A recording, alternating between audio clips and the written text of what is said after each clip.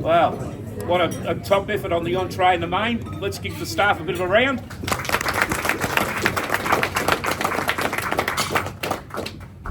Thanks, mate. Very good work. Okay, Peter will introduce Matthew, our guest speaker for tonight, and just give a bit of a background. Thank you, Peter. My name's Peter Butler. Our guest tonight, guest speaker is Matthew Sullivan. Peter, Our guest tonight is Matthew Sullivan.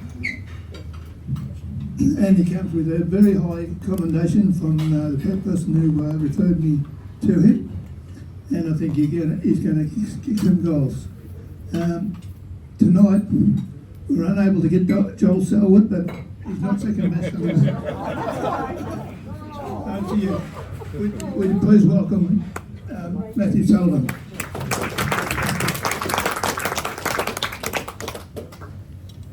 Thank you. When I was being introduced to who the guest speakers were going to be, prior to me being invited to speak tonight, it was like one of those funny jokes, you know. You had a footballer, you had a priest, you had a comedian, and then you got me.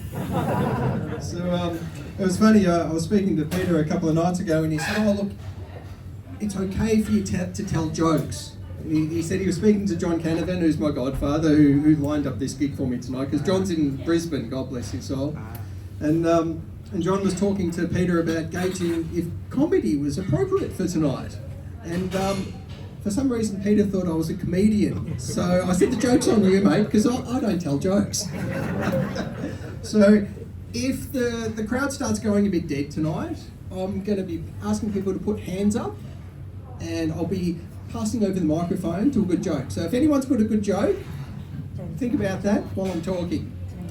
So I'd like to thank you for welcoming me so beautifully tonight. It's great to see groups such as yourselves supporting the Catholic faith. We need groups like you more than ever. So thank you. Thank you for the dedication to the church, for your time, and for what you do for the homeless. So my story ties in a little bit of some of the mission work you do. So hopefully you get to understand maybe some of the lives you're helping, because I still help people who are homeless. I know people who are lost on drugs. So the Salvos help those sort of people. So there are some here that have heard my testimony tonight, so I'm going to try and do a different flavour. So I'll try not to make you cry tonight. So we'll see how we go. So my story is basically every saint has a past and every sinner has a future. So I never used to be who you see standing before me. I was brought up in a pretty rough home. My dad was an alcoholic. I was brought up being told I was damned, basically. So I wasn't brought up in love. You know what? John Canavan, who's my godfather, he always says, family stands for father and mother, I love you. I wasn't brought up in love. But it's a Catholic faith. It's the church that I found true love and support. And I really feel that vibe in the room tonight. And everyone who's welcomed me, it's been out of love. So bless you all that I've spoken to, and bless you all who I will speak to. So thank you for coming together in love, because it gives me hope. So thank you. So to give you a quick overview of my history, when I was growing up, we had a lot of fighting and a lot of problems at home. And I wore a lot of the blame for everything that went on. Well, I felt responsible.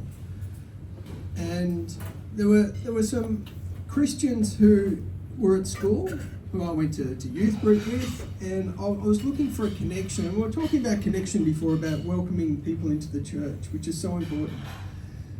And I went to Bible study with them, and these kids, and even the people running the course, couldn't proclaim the power of the Word of God. And it's so important, if we have people outside of the faith, to be bold and brave, to tell people about the true power of the Word of God, about the true presence of Jesus in the tabernacle. Because if I had been told that when I was young, I wouldn't have got so lost. I would have been saved at a much younger age. But the people that I went to youth group with, they were a bit embarrassed about their faith, but they didn't realise how much I was yearning for a connection, for love, for God. So I didn't find what I was looking for there, so I started hanging out with the cool people at school. So I got lost in drugs because I was being picked on at school, and I had hard problems at home. And I went from being a straight A student to really falling off marks and just scraping through at a young age. And I even had teachers at the time say, I see a problem for your future, and it's none of it's looking good. And even they could have reached out to me instead of putting me down.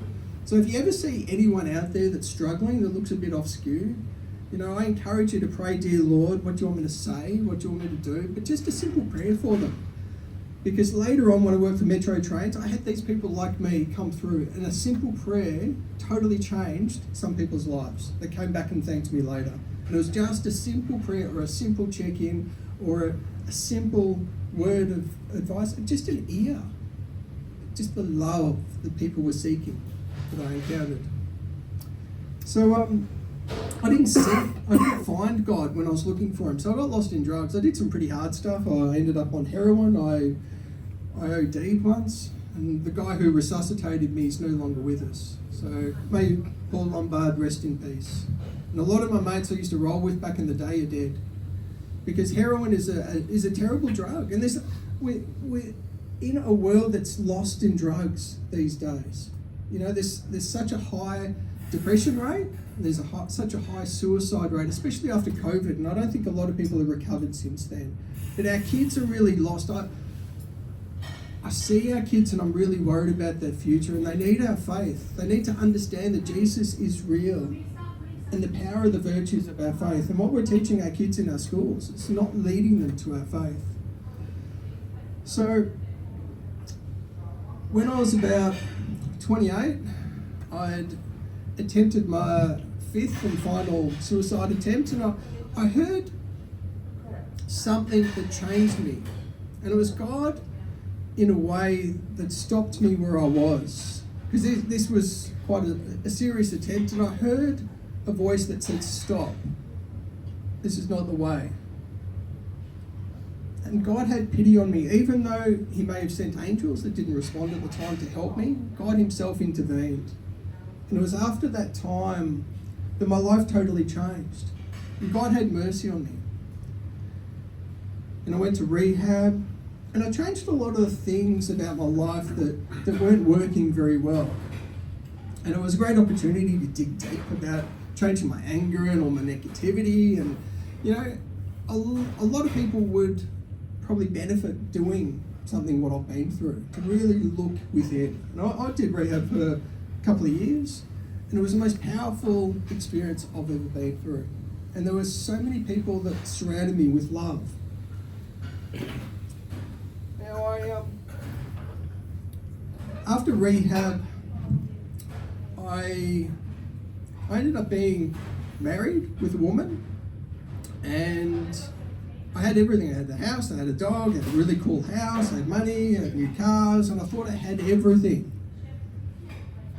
But God told me otherwise through circumstance, because I wasn't brought up as a Catholic, and my grandmother was Catholic, but she fell away from the faith, so I was never baptised. Neither was my mother. But I'll get to my mother and the miracle that happened with her at the end, through a lot of suffering we both endured. So God reaches and teaches and guides us and blesses us through suffering sometimes. So if anyone's suffering tonight, God has a great purpose for it. And in the centre of our faith is the cross. We can't avoid it.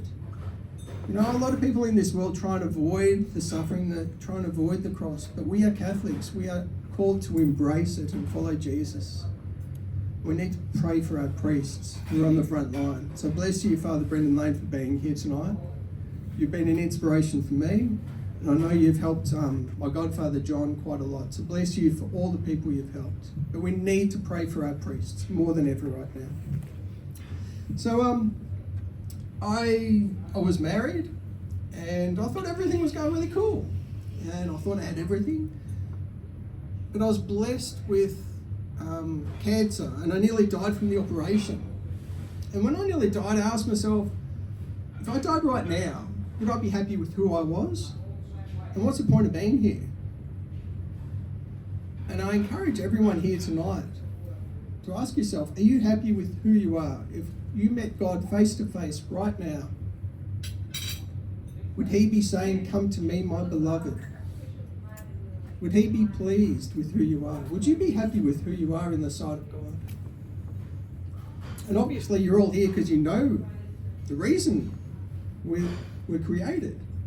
I didn't know God. I didn't know there was a higher power. I had no idea what I was here for. So through nearly dying, through cancer, it led me to a great suffering that set me apart from myself, to start looking for something outside of myself. And it was through suffering God started to call me to really look. And I first had an experience with someone who prayed over me, and I saw something, felt something. I thought, that was weird. Where did that come from? So I started to look. And I searched everywhere until one day I found the Catholic Church, and as soon as I found Jesus in the tabernacle, I knew I'd found God. And I did some weird stuff. I've been there, done everything. Done crystals, Reiki, I've done Hinduism, I've done some weird stuff. I've done everything out there. I was even a Buddhist monk one time. You know, my head's not as good as yours, mate. But when it was shaved, I looked pretty sweet, yeah? So, you know, I donned on my saffron robes for a while, and I thought it was pretty cool. I thought I'd found it. But God, through further suffering, led me to my conversion experience, to finding Jesus, thank God. And I found John Canavan. And the more people I meet tonight, the more John Canavans I see all around the room, because we need people who evangelize. We need people who are active in our faith, and you are all active in your faith. Without John Canavan, I would be dead right now. I wouldn't have a sense of humour. Does everyone know John? Yes. Yeah? Yes. He's amazing. First time I met him, he said, oh, mate, yeah, your eyes are hanging out of your head. Are you all right, man? And I said, oh, I think you should be my godfather. He said, no, not me, son. No, I'll take you to someone else. And he took me to Sister Marion Amard. May she rest in peace. And she was beautiful. She said, yes, I'll become your godmother. Because it took me a few years, and I was baptised in 2015. I said to John, no, I still think you should be my godfather. And he said, oh, we'll talk about that later, man. And John, God bless him, he became my godfather. And he was one of the greatest role models that I've ever had. Because if anyone's ever in need, he's there. He recruits people to pack up houses, clean up houses, minister to people. There was one time I moved out, they wouldn't leave. Him and Karen, his beautiful wife, they wouldn't leave until all the things were unpacked, that everything was okay, that all they had to do was sit down. There was one time I was recruited, there was a guy that was going to a nursing home. They cleaned up his house, they packed everything away, they put stuff in the tip. They did everything so this guy could live in peace in a nursing home. We need people like that in our faith. And I reckon I'm in front of all of you right now. But you need to get out there and drag people to this community that you've got. Because this is the light in the church I never knew. So bless you, brothers and sisters. And men are looking for a place to know where to be men, to be prayerful. You know? And this is a pretty blokey organisation, isn't it? Yeah, it's set up for men, yeah? We need this. Blokes are looking for this. So I'll be telling other men that this exists, because we need to be supporting our church. So bless you. So after finding John's got a great sense of humour. He'd say, when I was stressed, chill out, man, let's go have a bong, you know, because I used to be on drugs. And he'd say, that's all right, man, you know, we'll go smoke a reefer, you'll be right, chill out, man, we'll take off the edge, you know. And I'd go, oh, dear Father, forgive him, dear Father, forgive him. But it's in finding the faith that I've started to find where true peace really is. And it's through community and relationship with others in the faith where the essence of Christ truly resides. So I mentioned I was married when I had cancer, and then I was being led to find God, and I was led on a journey. My then wife didn't like me not swearing anymore. She didn't like me condemning people anymore. She didn't like me, all my words coming from love. So I was given a choice. I could go back to the sinner I was, or I could go on my happy clappy journey to finding God and lose everything.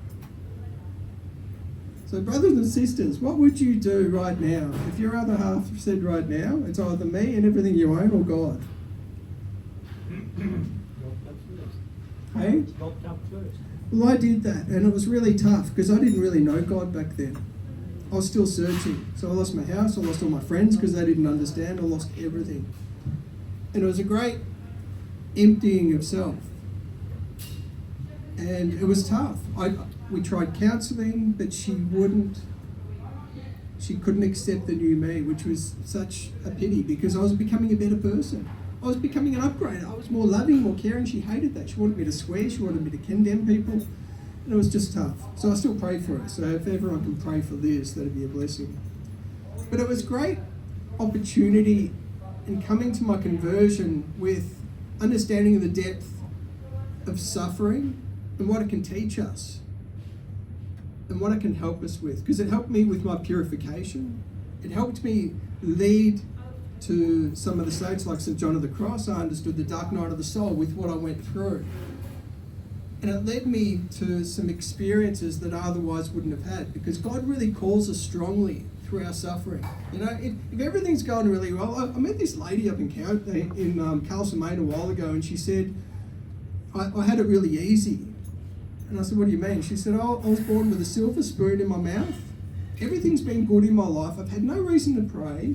And my faith is lukewarm. And she said, you've had it really easy because you've had a lot of suffering, you've had a lot of challenges, so your faith is red hot and on fire. And she's right. My faith is red hot and on fire for God. So if anyone's going through suffering, there is great purpose and great sense for that. And sometimes God tests us or prepares us for greater things through our challenges and through our sufferings. So I worked for Metro Trains for a while, and we were talking about Metro just a little while ago. And it was one of the greatest blessings I ever had, because I had the homeless and had people who were sad, who were lonely, and I just prayed for them. And I'd reach out to them, I'd talk about Jesus, and I'd ask sometimes, would you like me to pray for you? And I reckon out of the 30 people I asked that question, maybe 2 out of the whole people I asked if you would like me to pray for you, were so grateful for it, because they were in a tough situation. They were sick, they had cancer. And Metro taught me to be bold and brave in my faith and to shine the light of Christ like we're all called to. And it helped me in difficult situations, because I don't know if anyone's been on a train station and the trains have been cancelled. A lot of people get angry, like violently angry. And that was a great opportunity for me to call in Jesus on the spot in the crisis situations to say, Jesus, help me, Jesus, help them, Jesus, bless them, Jesus, speak through me. And it was great training for me in the moment to really develop a deeper relationship with God and to start living my life like a prayer. And there was this one guy who was a director of the Alfred Hospital. And he come up to me and he said, man, you're too happy. I said, what do you mean, man? You can't be too happy. He said, no, every time I see you, you're too happy. You're always laughing, you're always smiling. There's something wrong with you, man. He said, no, there's nothing wrong with that. This is just who I am. He said, no, it's all fake. I'll take out the swearing, because he wasn't too happy. I said, no, man, it's all a choice. He said, it's all rubbish. I said, oh. And he kept coming back. And we kept talking about what the choice was. And I said, well, in essence, you can do something bad to me. You can step on my toe. I can choose to get angry, and I can choose to hold that in my heart and not forgive you. And I'll harbour that for the rest of the month, the next 2 months. And every time I think of how sore my foot is, I'll hate you, I'll be angry. Or I can just forgive you and say it was a mistake. I forgive you, may God bless you, and I get along with it. And I said, I choose the second. And he said, no, that sounds too hard. Because this guy had a lot of unforgiveness in our heart. And unforgiveness is one of the greatest causes of illness and distress and disease in our community. So this guy kept coming back, for a few months. And every now and then we'd have this little chat between trains and waiting for them. And then one day, just before I didn't see him for a while, I said, mate, I give you the opportunity of the seed of change. I said, you can start making different choices, different responses with what happens to you in life, or you can continue to remain bitter and twisted and not forgive people. I said, forgiveness is the greatest healer. I said, I'll give you this seed now, and I physically handed it to him, like I'm doing now, and I said, it's up to you to water it, to nurture it, to fertilise it, and it's up to you, man. And I didn't see this guy for 6 months. And then one day I saw this dude running past, and he was bolting through the barriers. I don't even know if he touched on. And then he hung out the side of the train. He said, brother, brother. I call everyone brother, yeah? Because we're all brothers and sisters in Christ, yeah?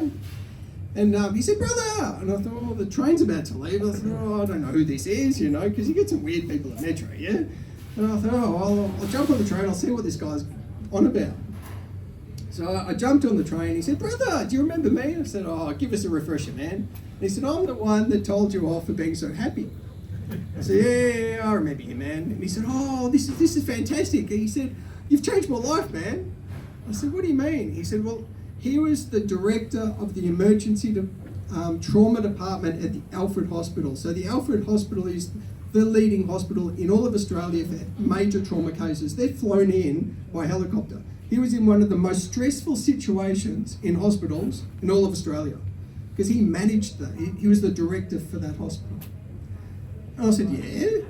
And he said, brother, I quit. And I thought, oh no, this is bad. And he said, no, that's cool. He said, what I do now is I do consulting work for them. So now I pace myself and I choose how much time I dedicate. He said, I was doing too many hours. He was doing 16, 18 hours and he was burning himself out. He said, I made some really positive choices now. And he said, yeah, I've totally changed my life. And it's totally changed my life around because I'm making more positive choices. So it was an example of me, if we share our faith and some of the aspects of our faith, we can really help people. We can actually change their direction. So I went to Poland about 2 years ago. I was discerning religious vocations. So thank you for all those that actually support seminaries. We really need that support. When I was in Poland, I was with the Pauline Fathers, and I had in prayer to come home to Melbourne. And I was sick at the time, and I said, if God wants me back to make me so sick, I have to come home.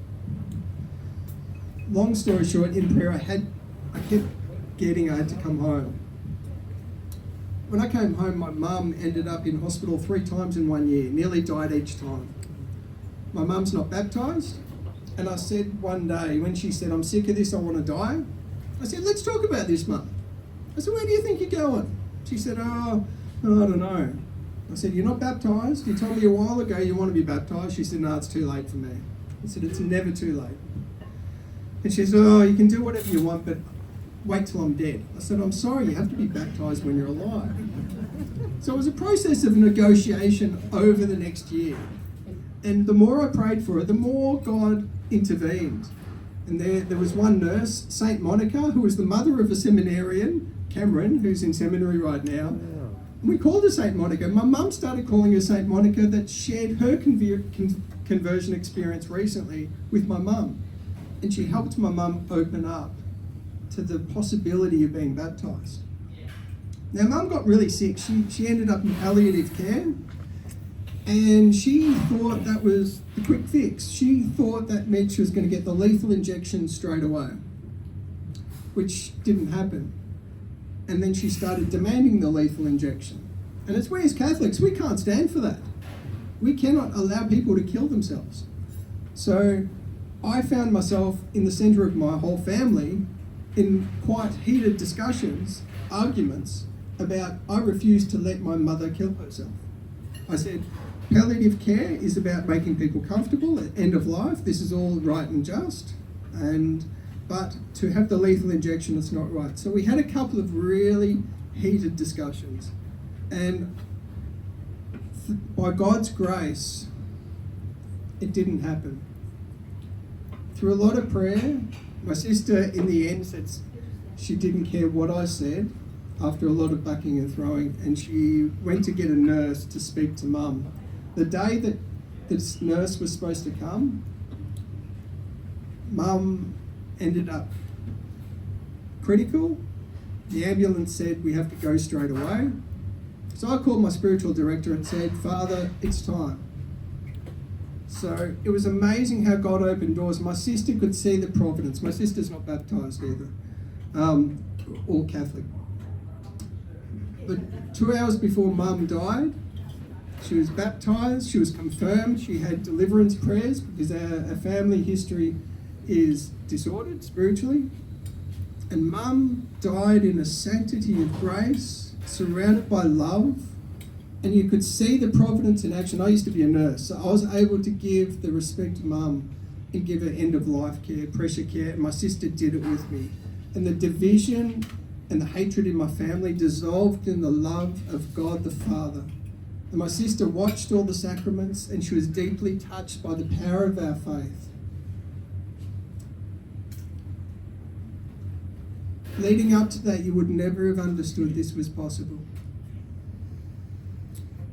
And sometimes we're in situations where we ask, dear God, where are you? This is so hard. Everything seems against us. But everything happens in God's time. If we surrender, if we continue to pray, even through the hardest, most challenging circumstances, miracles can happen. So I don't tell this to many people, and I haven't said this to a crowd of people before. After Mum died, I offered up every prayer that I could. I did the Divine Mercy Chaplet with my sister, and then I did the Divine Office of the Dead, and then I kept praying for her. And I could see Mum, and I could see her saying, "I'm okay now, but you've got to help your stepdad." So there's a lot. God has a purpose in suffering, and sometimes we don't get what we want. But everything's always for the greater glory of God. So I said I went to Poland to discern vocation. I've opened up to that 3 times, and I've been sick 3 times. Twice was Mum. And I'm thinking, at the moment, my stepdad's got Alzheimer's, Parkinson's, and he's the other reason I can't go anywhere right now. He's quite sick. So the greatest ministry we can do is to our family, to love them, to support them. So if you can pray for Dan, he's in a difficult situation. He's quite confused right now. So I thank you all for having me. I got the wind up about 5 ago, so I think I'm just about down to the wire now. So I thank you most humbly for having me. Providence had it. You didn't have a footballer. You didn't have a priest. You didn't have Johnny Canavan. God bless his soul. Please pray for John. What he does in ministry. He looks always like the jovial, happy guy, but he still struggles from the death of Kathleen. But regardless, he still goes beyond. I lived with him after Poland. He said, "Don't worry, man. You know, the longest person I've had living with me is 8 months." And he has people, person after person, whoever's homeless, you know, that you've done unto others, you've done unto me. This is him to a T. So if you want a good role model, it'd be John. So I'd like to say an Our Father in thanksgiving for John, and I'd like to pray for all of you, if that's all right. If we can say an Our Father, for all our family, just to bless you. Bless you for your time, bless you for your ministry, bless you for your heart, for your love. The world needs love. You are a light in the darkness.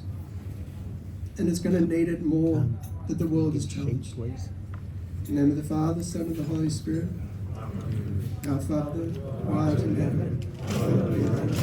Thy kingdom come, thy will be done on earth as it is in heaven. Give us this day our daily bread, and forgive us our trespasses, as we forgive those who trespass against us. And lead us not into temptation, but deliver us from evil. Now, I did say during my talk, I'm going to get one person to say a joke before I finish. So, would you like to say a joke? Or you promised me one earlier. Are you being itchy about that now? No. Yeah, come on down, brother. So we have a guest appearance with a good joke. I don't know what you've done to yourself there, Matthew, but this reminds me of something that happened when I was I started work back in 1963, and back in would have been 64, early 64. We used to travel on the train from Port Campbell to Wollongong or to Woonona, where I used to live. Anyway, being young blokes, we tell stories, you know. And me being a new Dutchie, or a new Pommy, new Englishman, I guess, Australian, it took me about 15 kilometres to work out what the joke was. And by the time we got to Woonona in New South Wales, I'd start laughing. And they all looked at me and, "What are you laughing at?" I said, "Well, I just get the joke you told, you know, back about 15 kilometres ago." So anyway, so having said that, don't ever lose your rosaries, because it may be decades before you find it. Thank you so much. Just a quick plug for myself. I've written 2 books. One was on my conversion experience and what I've gone through with the assistance of Mary and the Divine Mercy, and how God's really helped me. And the second book was some ministry that a very gifted priest, helped me lead me through. And I had to write a book in testimony of everything he taught me, because I think every Catholic needs to understand it. So thank you so much for your time. Bless you. Well done, Matthew. Thanks for coming in tonight and helping us out, because if you didn't turn up, I was going to be giving a story about a body in a barrel. I don't think it would have been anything near as interesting as what you've done. It's certainly lightened up. I was just looking at the faces. As you were speaking, and everyone was very intent and concentrating on what you were saying. So the right audience, mate. It helps, doesn't it? Absolutely. And just on behalf of the Knights of the Southern Cross, Dandenong and Clayton, please accept this as a gift from us in thanks for what you did tonight. It was sensational. Thanks, Neil. God bless you, mate. Right, let's move along. Dandenong